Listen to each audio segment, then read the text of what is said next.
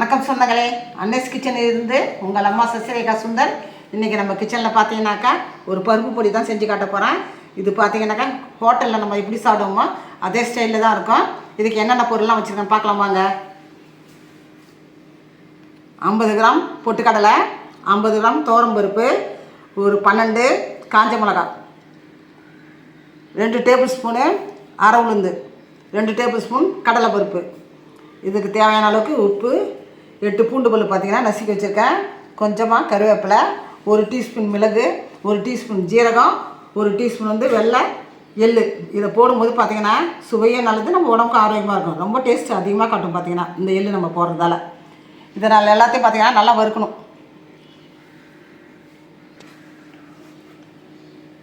இப்போ இந்த பெருங்காயத்தூள் இதை நம்ம எல்லாம் வறுக்கும் போதே இதையும் சேர்த்து நம்ம வறுத்து எடுத்துக்க வேண்டியது தான். அடுப்பத்தை வச்சாச்சு, அது மேலே நம்ம பாத்திரம் வச்சுட்டோம். இப்போ பார்த்திங்கன்னா துவரம் பருப்பை நல்ல கோல்டன் ப்ரௌனில் வறுத்து எடுத்துக்க வேண்டியது தான்.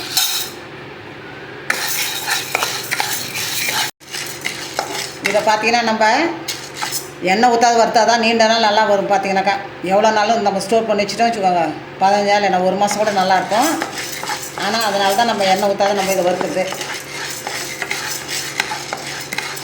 நல்லா கோல்டன் ப்ரௌன் வந்துட்டு இப்போ வேறு ஒரு பாத்திரத்தை மாற்றி வேண்டியது. இப்போ 2 டேபிள் ஸ்பூனு கடல் பருப்பு சேர்த்து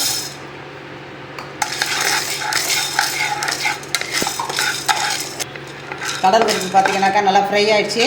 இப்போ நம்ம வேறு ஒரு பாத்திரம் மாற்றி வேண்டியது தான். இந்த 2 டேபிள் ஸ்பூன் உளுந்து இதில் சேர்த்துக்கணும். நான் அரை உளுந்து தான் சேர்த்துருக்கேன், நீங்கள் முழு உளுந்து வச்சுருந்தாலும் சேர்த்துக்கலாம். அதே சமயம் பார்த்தீங்கன்னாக்கா தோல் உளுந்து தான் சேர்த்துக்கலாம். தோல் அரை உளுந்து இருக்குல்ல, அதை போட்டாலும் நல்லா ஹெல்த்து பார்த்திங்கன்னா நம்ம உடம்புக்கு ரொம்ப ஆரோக்கியமாக இருக்குது. அதனால் தோல் உளுந்து கூட நம்ம சேர்த்துக்கலாம். அதில் உளுந்து நல்லா சேர்ந்துருச்சு. இப்போ நம்ம பாத்திரத்தை மாற்ற வேண்டியது. கொஞ்சமாக எண்ணெய் ஊற்றிக்கலாம். ஏன்னா மிளகா தான் நம்ம வறுக்க போகிறோம். மிளகா நெடியறாதுக்கு தான் நம்ம கொஞ்சமாக நம்ம எண்ணெய் ஊற்றுறது. மிளகா நல்லா வறுத்தாச்சு. இப்போ நம்ம பாத்திரத்தை மாற்றி வேண்டியதான். பொட்டுக்கடலை பார்த்திங்கன்னா ஏற்கனவே ஃப்ரையாக இருந்து சும்மா ஒரு 10 பட்டி எடுத்து போட்டு வேண்டியது.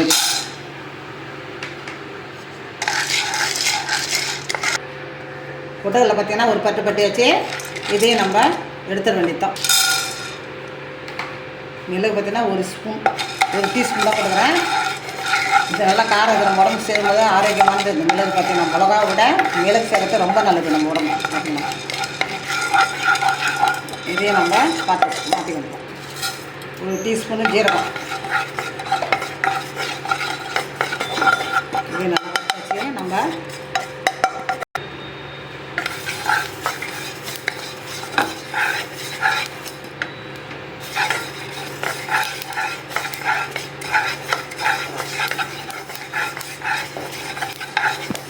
எள்ளு பொரிஞ்சிட்டு இப்போ நம்ம பாத்திரத்தை மாற்றி வேண்டியதான். கொஞ்சமாக எண்ணெய் ஊற்றிக்கலாம். பூண்டை நம்ம வதக்கட்டு.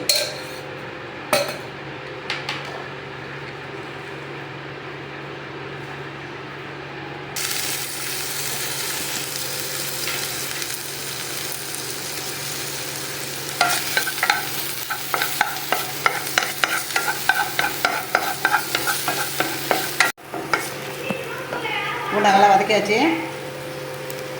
இப்போ சேர்த்து வேண்டியதான். இது பச்சை கருவேப்பிலை, அதனால் கொஞ்சம் நல்லா வறுத்துட்டா இதை நம்ம அதில் ஆட் பண்ணலாம். இது கூட பார்த்திங்கன்னா கல் உப்பையும் சேர்த்து ஒரு 10 பட்டிகள் தான்.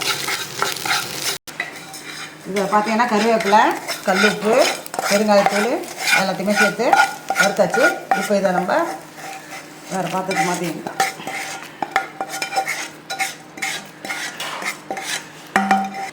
இதெல்லாம் நல்லா ஒரு 5 நிமிஷத்துக்கு ஆற வச்சு தான் நம்ம மிக்சியில் போட்டு எடுக்கணும். பருப்பு பொடி பார்த்திங்கன்னா மிக்சியில் போட்டு அரைச்சி எடுத்துன்னு வந்துட்டேன். இதை பார்த்திங்கன்னா நம்ம பிளாஸ்டிக் டப்பாலாம் எடுத்து அதில் நம்ம ஸ்டோர் பண்ணி வச்சு வேண்டியது தான். இதை பாருங்கள், லைட்டாக அப்படியே குறப்பாக இருக்கணும். ஏன்னா ரொம்ப அப்படியே வழவன்னு இருந்ததுனாக்கா பார்த்திங்கனாக்கா அப்படியே தொண்டையில் அடைச்சின்னு போகிற மாதிரி போகும். இதை நம்ம சாத்தில் போட்டு சாப்பிடும்போது இதுவாக இருக்கும். ஆனால் லேசாக குறப்பாக அரைச்சா நல்லாயிருக்கும். நல்லா கம்மன்னு வாசனை வருது பார்த்திங்கனாக்கா. இது எள்ளெலாம் நம்ம போட்டு செஞ்சதால் நல்ல வாசனை கம்மன்னு வருது. இதை பார்த்திங்கன்னா நம்ம சுட சாத்தில் போட்டு நல்லெண்ணெய் இல்லைன்னா உருக்கி அப்படியே நெய் போட்டு பிசினி சாப்பிட்டா சூப்பராக இருக்கும். எங்கேயா வெளில போய்ட்டு வந்தோம் வச்சுக்கோங்க, அந்த மாதிரி நேரத்தில் ஒரு சாத்தை அடுப்பில் வச்சுட்டு கூட நம்ம இதை நம்ம வச்சுருந்ததை எடுத்து ஒரு 2 டீஸ்பூன் போட்டு பிசைஞ்சு சாப்பிட்டாக்கா நமக்கு ஒரு வேளை மிச்சம் ஆகிடும், சாப்பாடு வேலை முடிஞ்ச மாதிரி ஆகிடும்.